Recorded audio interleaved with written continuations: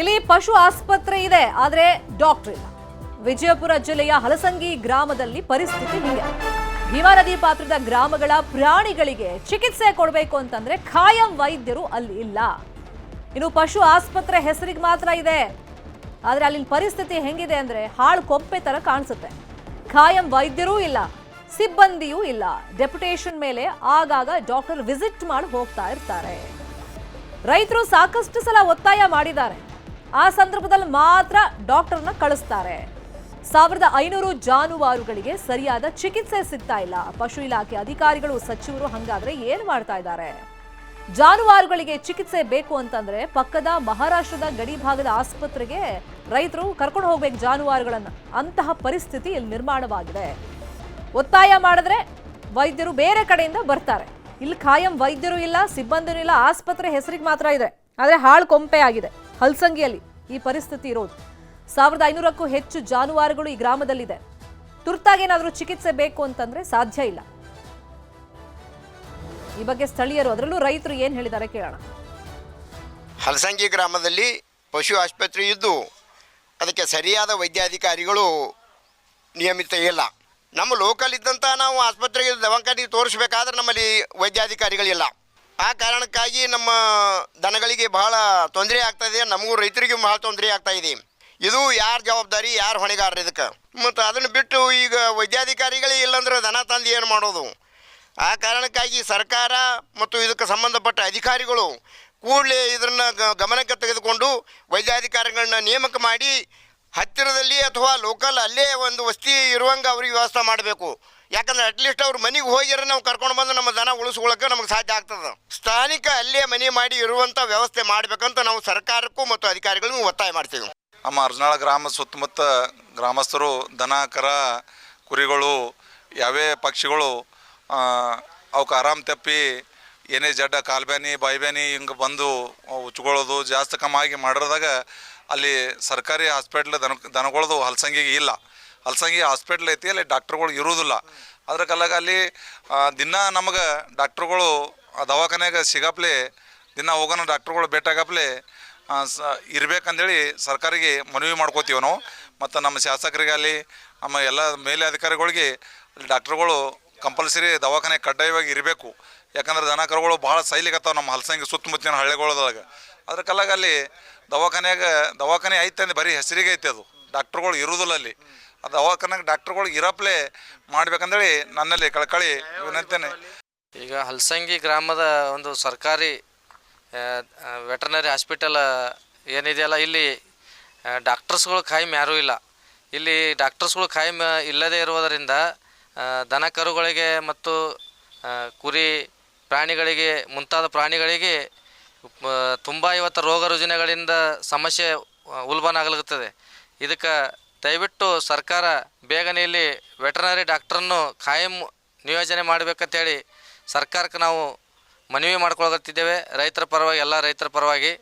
ಇಲ್ಲಿ ಸುತ್ತಮುತ್ತ ಅಣಚಿ, ಚೆನೆಗಾವ, ದುಳಿಕ್ಯಾಡ ಈ ಮುಂತಾದ ಅನೇಕ 8ರಿಂದ 10 ಹಳ್ಳಿಗಳಿಗೆ ಇದೇ ಸಮಸ್ಯೆ ಇರುವುದರಿಂದ ರೈತರಿಗೆ ಅನುಕೂಲ ಆಗಲಿ, ದನಕರುಗಳ ಜೀವ ಕಾಪಾಡಲಿಕ್ಕೆ ಒಂದು ಖಾಯಂ ಡಾಕ್ಟರ್ಸನ್ನು ನಿಯೋಜನೆ ಮಾಡಬೇಕಂತ ಸರ್ಕಾರದಲ್ಲಿ ಮನವಿ ಮಾಡ್ತೇವೆ. ಸರ್ಕಾರಕ್ಕೆ ತಿಳಿಸುವುದೇನೆಂದರೆ, ನಮ್ಮ ಈ ಕರ್ನಾಟಕದ ಗಡಿ ಭಾಗದಲ್ಲಿ ಜಾನುವಾರುಗಳು ಜಾಸ್ತಿ ಇದ್ದು ಆಮೇಲೆ ಅವಕ್ಕೆ 108 ರೋಗಗಳು ಬರ್ಲಿಕ್ಕತ್ತಾವ. ಅದಕ್ಕೆ ಇಲ್ಲಿ ಸ್ಥಾನಿಕವಾಗಿ ಹಲಸಂಗಿ ಗ್ರಾಮದಲ್ಲಿ ಒಬ್ಬ ವೈದ್ಯಾಧಿಕಾರಿನ ನೇಮಕ ಮಾಡಬೇಕು. ಇಲ್ಲಿ ಯಾವುದೇ ರೀತಿ ಡಾಕ್ಟ್ರುಗಳು ಇರುವುದಿಲ್ಲ. ಈ ಮುಖಾಂತರ ಸರ್ಕಾರಕ್ಕೆ ಮತ್ತು ಈ ಮಾಧ್ಯಮದ ಮುಖಾಂತರ ತಮಗೆ ಏನು ಆಗ್ರಹ ಮಾಡೋದು ಅಂದ್ರೆ ವೈದ್ಯರನ್ನು ನೇಮಕ ಮಾಡಿ ಒಳ್ಳೆ ರೈತರಿಗೆ ಸೌಲಭ್ಯವನ್ನು ಒದಗಿಸಬೇಕಂತ ಹೇಳಿ ಈ ಮೂಲಕ ಕೇಳಿಕೊಳ್ಳುತ್ತೇನೆ.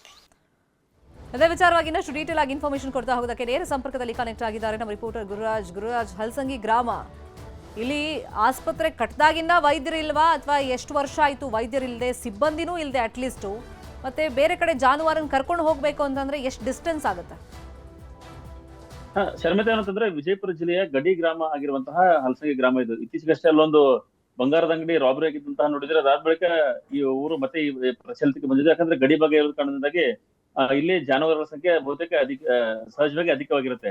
ಆದ್ರೆ ಹಲಸಂಗಿ ಗ್ರಾಮದ ಸುತ್ತಮುತ್ತಲೂ ಸುಮಾರು 7-8 ಗ್ರಾಮಗಳು ಇದೇ ಗ್ರಾಮದ ಮೇಲೆ ಅವಲಂಬಿತವಾಗಿರುವಂತದ್ದು. ಅಲ್ಲೆಲ್ಲವೂ ಪಶುಗಳಿಗೆ ಏನೇ ಸಮಸ್ಯೆ ಆದ್ರೂ ಅದನ್ನ ಇಲ್ಲೇ ಕರ್ಕೊಂಡು ಹೋಗ್ಬೇಕು. ನದಿ ಪಾತ್ರ ಭೀಮಾ ನದಿ ಪಾತ್ರದಲ್ಲಿ ಇರೋ ಕಾರಣದಿಂದಾಗಿ ಇಲ್ಲಿ ಹೈನುಗಾರಿಕೆ ಜಾಸ್ತಿ ಮತ್ತೆ ಹಾಲು ಉತ್ಪಾದನೆ ಜಾಸ್ತಿ ಆಗಿರೋ ಕಾರಣದಿಂದಾಗಿ ಸಹಜವಾಗಿ ಇಲ್ಲಿ ದನಗಳು ಜಾಸ್ತಿ ಇದಾವೆ. ಜಿಲ್ಲೆಯ ಬೇರೆ ಬೇರೆ ಕಡೆ ಕಂಪೇರ್ ಮಾಡಿದ್ರೆ ನದಿ ಪಾತ್ರದಲ್ಲಿರುವಂತಹ ಗ್ರಾಮಗಳಲ್ಲೇ ಜಾನುವಾರುಗಳ ಸಂಖ್ಯೆ ಜಾಸ್ತಿ ಇರುತ್ತಿದ್ವು. ಅದರಲ್ಲೂ ಇದು ನದಿ ಪಾತ್ರದ ಗ್ರಾಮ ಆಗಿರೋ ಕಾರಣದಾಗಿ ಬಹುತೇಕ ಇಲ್ಲಿ ಜಾನುವಾರುಗಳು ಅಧಿಕವಾಗಿರೋದ್ರಿಂದಾಗಿ ಚಿಕಿತ್ಸೆ ಕೊಡ್ಬೇಕಾದ್ರೆ ಹೇಗೆ ಮಾಡ್ಬೇಕು ಅಂತ ಹೇಳಿ. ಇದು ಗಡಿ ಗ್ರಾಮ ಆಗಿರೋದ್ರಿಂದ ಇಲ್ಲಿ ಏನಾದ್ರೂ ಜನರಿಗೆ ಸಮಸ್ಯೆ ಆದ್ರೆ ಅವರು ಪಕ್ಕದ ಮಹಾರಾಷ್ಟ್ರಕ್ಕೆ ಹೋಗ್ತಾರೆ. ವಿಜಯಪುರಕ್ಕೆ ಬರೋದಕ್ಕೂ ಜಾಸ್ತಿ ಮಹಾರಾಷ್ಟ್ರಕ್ಕೆ ಹೋಗೋದು ಅಲ್ಲಿಂದ ವಾಡಿಕೆ ಇದೆ. ಆದ್ರೆ ದನಗಳನ್ನ ಎಲ್ಲಿ ತಗೊಂಡು ಹೋಗೋದು ಅಂತ ಹೇಳಿ, ಮನುಷ್ಯರಾದ್ರೆ ನಾವು ಬಸ್ಸಲ್ಲಿ ಹೋಗ್ತೇವೆ, ದನಗಳನ್ನ ಹೇಗೆ ತಗೊಂಡು ಹೋಗೋದು ಅನ್ನೋದು ಪ್ರಶ್ನೆ. ಹಾಗಾಗಿ ಒಬ್ಬ ವೈದ್ಯರನ್ನ ನೇಮಕ ಮಾಡ್ಬೇಕು ಅಂತ ಹೇಳಿ ಕಳೆದ ಹಲವು ವರ್ಷಗಳಿಂದ ಇಲ್ಲಿ ವೈದ್ಯರಿಲ್ಲ. ಜನ ತುಂಬಾ ಒತ್ತಾಯ ಮಾಡಿದ್ರೆ ಅಥವಾ ಕಾಲು ಬೇನೆ ಸೇರಿದ್ರೆ ಬೇರೆ ಬೇರೆ ಈ ತರ ರೋಗಗಳು ಬಂದ್ರೆ ಗ್ರಾಮಕ್ಕೆ ಒಬ್ಬ ವೈದ್ಯರನ್ನ ಬೇರೆ ಕಡೆ ಇದ್ದವರನ್ನ ಡಿಪ್ರೆಷನ್ ಮೇಲೆ ಹಾಕ್ತಾರೆ, ಮತ್ತೆ ಅವರ ಕೆಲಸ ಮುಗಿದ್ಮೇಲೆ ವಾಪಸ್ ಹೋಗ್ತಾರೆ. ಆದ್ರೆ ಖಾಯಮಾಗಿ ಇಲ್ಲ ವೈದ್ಯರು ಇಲ್ಲ, ಸಿಬ್ಬಂದಿ ಇಲ್ಲ. ಹಾಗಾಗಿ ಸಮಸ್ಯೆ ಆದ್ರೆ ಏನ್ ಮಾಡೋದು ಅಂತ ಹೇಳಿ ಇಲ್ಲಿ ಗ್ರಾಮಸ್ಥರು ಪ್ರಶ್ನೆಯನ್ನ ಮಾಡ್ತಾ ಇದ್ದಾರೆ. ಈಗಾಗಲೇ ಸಂಬಂಧಪಟ್ಟ ಅಧಿಕಾರಿಗಳಿಗೆ ಮನವಿಯನ್ನು ಸಲ್ಲಿಸಿದ ಸಹಿತ ಯಾವುದೇ ರೀತಿ ಪ್ರಯೋಜನ ಆಗಿಲ್ಲ. ಹಾಗಾಗಿ ಈಗ ಹೋರಾಟ ಕೈಗೊಳ್ಳುವಂತ ಅನಿವಾರ್ಯತೆ ಈ ಗ್ರಾಮಸ್ಥರಿಗೆ ಎದುರಾಗಿರುವಂತದ್ದು. ನಮ್ಗೆ ಏನೋ ಸಮಸ್ಯೆ ಆದ್ರೆ ನಾವು ಬೇರೆ ಕಡೆ ಹೋಗ್ತೇವೆ ಅಥವಾ ನಮ್ಗೆ ಬೇರೆ ಬೇರೆ ಫೆಸಿಲಿಟಿಗಳಿವೆ, ದನಗಳನ್ನ ನಾವು ಹೆಂಗ್ ತಗೊಂಡು ಹೋಗ್ಬೇಕು ಅನ್ನೋದೇ ಇಲ್ಲಿ ಜನರ ಮೇನ್ ನೇರವಾದ ಪ್ರಶ್ನೆ ಆಗಿರುವಂತದ್ದು. ಸರ್ಕಾರ ಸಹಿತ ಈ ಹೈನುಗಾರಿಕೆಯನ್ನು ಉತ್ತೇಜನ ಕೊಡೋ ಸಲುವಾಗಿ ಜಾನುವಾರುಗಳಿಗೆ ಏನೆಲ್ಲ ಸೌಲಭ್ಯಗಳನ್ನು ಕೊಡ್ತಾ ಇದೆ, ಆದ್ರೆ ಅದಕ್ಕೆ ಗುರುರಾಜ್ ಪ್ಲೀಸ್ ಬಿ ಆನ್ಲೈನ್ ಈ ಬಗ್ಗೆ ಮಾತಾಡೋದಕ್ಕೆ ಗ್ರಾಮಸ್ಥರಾಗಿರುವಂತಹ ಮಹದೇವ್ ಅವರು ನಮ್ಮ ಜೊತೆ ದೂರವಾಣಿ ಸಂಪರ್ಕದಲ್ಲಿ ಜಾಯ್ನ್ ಆಗಿದ್ದಾರೆ. ಮಹದೇವ್ ಅವರೇ, ಈಗ ಡಾಕ್ಟರ್ ಇಲ್ಲದೆ ಇರೋ ಸಮಸ್ಯೆ, ಪಶು ಡಾಕ್ಟರ್ ಇಲ್ದಿರುವಂತ ಸಮಸ್ಯೆ ಎಷ್ಟು ಕಾಡ್ತಾ ಇದೆ, ಮತ್ತೆ ಅಲ್ಲಿ ಗ್ರಾಮಸ್ಥರು ಮಾತಾಡಿದನ್ನ ನಾವು ಕೇಳಿಸ್ಕೊಳ್ತಿದ್ವಿ ಆಗ್ಲೇ ನಿಮ್ಮ ಊರ್ನವ್ರೆ. ಈಗ ನಾವು ಜಾನುವಾರುಗಳನ್ನ ಹೊಸದಾಗಿ ಕೊಂಡ್ಕೊಳ್ಳೋದನ್ನೇ ಬಿಟ್ಬಿಟ್ಟಿದೀವಿ, ನಮಗೆ ತುಂಬಾ ಸಮಸ್ಯೆ ಆಗ್ತಿದೆ ಅಂತೇಳಿ. ಈಗ ಏನಾದ್ರೂ ಒಂದು ಹೆಚ್ಚು ಕಮ್ಮಿ ಆದ್ರೆ ಜಾನುವಾರುಗಳಿಗೆ ಡಾಕ್ಟರ್ ಎಲ್ಲಿಂದ ಬರ್ಬೇಕು ನಿಮ್ಗೆ? ಇಲ್ಲ ಮೇಡಮ್, ಅದು ಹಾಸ್ಪಿಟಲ್ ಇದೆ. ಅಲ್ಲ, ಹಾಸ್ಪಿಟಲ್ ಇದೆ ಗೊತ್ತಾಯ್ತು, ಅಲ್ಲಿ ಡಾಕ್ಟರ್ ಇಲ್ಲ, ಯಾರು ಸಿಬ್ಬಂದಿ ಇಲ್ಲ. ಇನ್ ಕೇಸ್ ಏನೋ ಒಂದು ಸಿಬ್ಬಂದಿ ಬರ್ತಾ ಎಮರ್ಜೆನ್ಸಿ ಇಲ್ಲ. ಆಯ್ತು ಅಂದ್ರೆ ನೀವು ಜಾನುವಾರನ್ನ ಎಲ್ಲಿ ಕರ್ಕೊಂಡು ಹೋಗ್ಬೇಕು? ಅಥವಾ ಬೇರೆ ಕಡೆಯಿಂದ ಡಾಕ್ಟರ್ ಬರ್ತಾರಂತಲ್ಲ, ಅವ್ರು ಎಲ್ಲಿಂದ ಬರ್ತಾರೆ?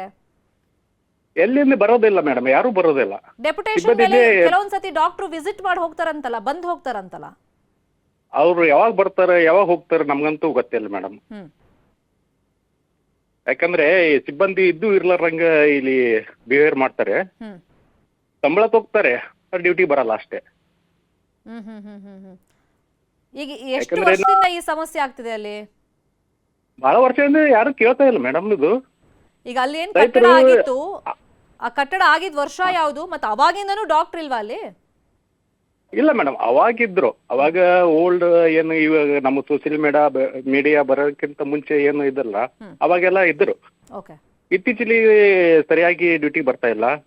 ಮತ್ತೆ ರೈತರು ಇನ್ನೊಂದು, ನಮ್ಮ ಊರಿಗೆ ಒಂದ್ 4-5 ಹಳ್ಳಿಗಳು ಡಿಫೆಂಡ್ ಇದೆ. ಹ್ಮ್ 4-5 ಹಳ್ಳಿಯಿಂದ ಬರ್ಬೇಕಾದ್ರೆ ನಮ್ಮ ಊರಿಗೆ ಬರ್ಬೇಕು ಅವರು. ಹ್ಮ್ ಮತ್ತೆ ಇಲ್ಲಿ ಇವರು ಡಾಕ್ಟರ್ ಇಲ್ಲ, ಮತ್ತೆ ಅದರ ಸಂಬಂಧಪಟ್ಟ ಸಿಬ್ಬಂದಿ ಇರೋದಿಲ್ಲ. ಹ್ಮ್ ಯಾವತ್ತೂ ಮಹದೇವ್ ಅವರೇ, ನಂಗೆ ಒಂದು ಕನ್ಫರ್ಮೇಶನ್ ಕೊಡಿ. ಈಗ ಏನ್ ಹಲಸಂಗಿ ಪಶು ಆಸ್ಪತ್ರೆಗೆ ಅಲ್ಲಿ ಡಾಕ್ಟರ್ ಮತ್ತೆ ಸಿಬ್ಬಂದಿ ನಿಯೋಜನೆ ಆಗಿದ್ದಾರೆ, ಅವರು ಸರಿಯಾಗಿ ಕೆಲ್ಸಕ್ಕೆ ಬರ್ತಿಲ್ಲ ಅನ್ನೋದು ನಿಮ್ಮ ಆರೋಪನ, ಅಥವಾ ಅಲ್ಲಿ ಸಿಬ್ಬಂದಿ ಡಾಕ್ಟರ್ ನೇಮಕನೇ ಆಗಿಲ್ವಾ ಈಗ? ಡಾಕ್ಟರ್ ಇದಾರೆ ಅಂತ ಹೇಳ್ತಾರೆ ಮೇಡಮ್, ಬರ್ತಾರೆ. ನಾನು 2-3 ಸರ್ತಿ ವಿಚಾರ ಮಾಡಿದ್ರೆ ಡಾಕ್ಟರ್ ಅದಾರ ಕೇಳಿದ್ರೆ, ನಾನು ಯಾವ್ದೋ ಒಂದು ನಾಯಿಗೆ ಸ್ವಲ್ಪ ಇದಾಗಿತ್ತ, ಅದಕ್ಕೆ ಹೋಗಿದ್ದೆ ನಾನು. ಅದು ಡಾಕ್ಟರ್ ಕೇಳಿದ್ರೆ ಅಲ್ಲಿ ಹೋದ್ರೆ ಯಾರೋ ಒಬ್ರು ಸಿಬ್ಬಂದಿ ಇದ್ರು. ಡಾಕ್ಟರ್ ಎಲ್ಲಿದ್ದಾರೆ ಅಂತ ಕೇಳಿದೆ, ಬರ್ತಾ ಇದ್ರಿ ಸರ್ ಬರ್ತಾ ಇದಾರೆ ಅಂತ ಎಷ್ಟೇ ಹೇಳಿದ್ರು. ಅದೊಂದು ಕೇಳಿದೆ. ಅಲ್ಲಿ ಸಾರ್ವಜನಿಕ ನಾನು ವಿಚಾರಿಸಿದಾಗ ಡಾಕ್ಟರೇ ಬರೋದಿಲ್ಲ, ಅವ್ರು ಬರೋದೇ ಅಪರೂಪಕ್ಕೆ ಅಂತ ಅವರು ಹೇಳ್ಬಿಟ್ರು ಮೇಡಮ್. ಈಗೇನೋ ಜಾನುವಾರಿಗೆ ಹೆಚ್ಚು ಕಮ್ಮಿ ಆದ್ರೆ ಮಹಾರಾಷ್ಟ್ರಕ್ಕೆ ಏನೋ ಕರ್ಕೊಂಡು ಹೋಗ್ತಾರಂತಲ್ಲ, ಅದೆಷ್ಟು ದೂರ ಆಗುತ್ತೆ? ಮಹಾರಾಷ್ಟ್ರ ಅದು ಒಂದು 25 ಕಿಲೋಮೀಟರ್ ಆಗ್ಬೋದು ಮೇಡಮ್. ಅದು ಮಂದ್ರೂಪ್ ಅಂತ ಬರ್ತೇವೆ, ಅಲ್ಲಿ ಒಯ್ತಾರೆ. ಈಗ ರೈತರಿಗೆ ಏನೆಲ್ಲ ಸಮಸ್ಯೆ ಆಗ್ತಿದೆ ನೀವು ನೋಡ್ದಂಗೆ? ಯಾಕಂದ್ರೆ ಅಲ್ಲಿ ಭೀಮಾ ನದಿ ಪಾತ್ರದ ಭಾಗ ಇದಾಗಿರೋದ್ರಿಂದ ಹೈನುಗಾರಿಕೆ ಮೇಲೆ ತುಂಬಾ ಜನ ಡಿಪೆಂಡ್ ಆಗಿದ್ರು, ಹಾಲು ಕೊಡುವಂತ ಹಸುಗಳಿದಾವೆ.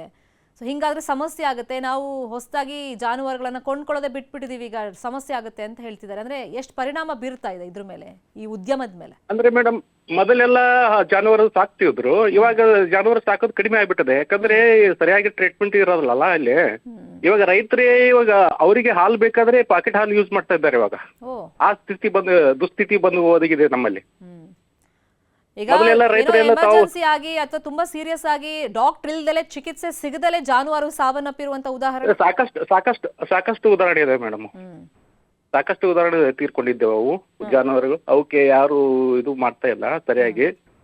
ಈಗ ಶಾಸಕರಾಗಿ ಸಂಬಂಧಪಟ್ಟವ್ರ ಗಮನಕ್ಕೆ ತಂದ್ರ ನೀವು ಇಲ್ಲಿ ಡಾಕ್ಟರ್ ನಮಗೆ ಸರಿಯಾದ ವ್ಯವಸ್ಥೆ ಒಂದು ಮಾಡ್ಕೊಡಿ ಅಂತ? ಇಲ್ಲ ಮೇಡಮ್, ತಂದಿಲ್ಲ. ಬಟ್ ಯಾರು ಕೇರ್ ತಗೋಲ್ಲ. ಇವಾಗ ಇಲ್ಲಿ ಡಾಕ್ಟರ್ ಇದ್ರೆ ಅವ್ರಿಗೆ ಹೇಳ್ಬೋದಲ್ಲ ನಾವು. ಅವ್ರಿಲ್ಲ ಅಂತ ಯಾರಿಗೆ ಹೇಳ್ಬೋದು ನಾವು? ಲಾಸ್ಟ್ ಟೈಮ್ ಒಬ್ರು ಯಾರು ನಮ್ಮ ತಾಲೂಕ್ ಆಫೀಸರ್ ಇದ್ರು, ಅವ್ರಿಗೆ ಹೇಳಿದ್ದೇವೆ.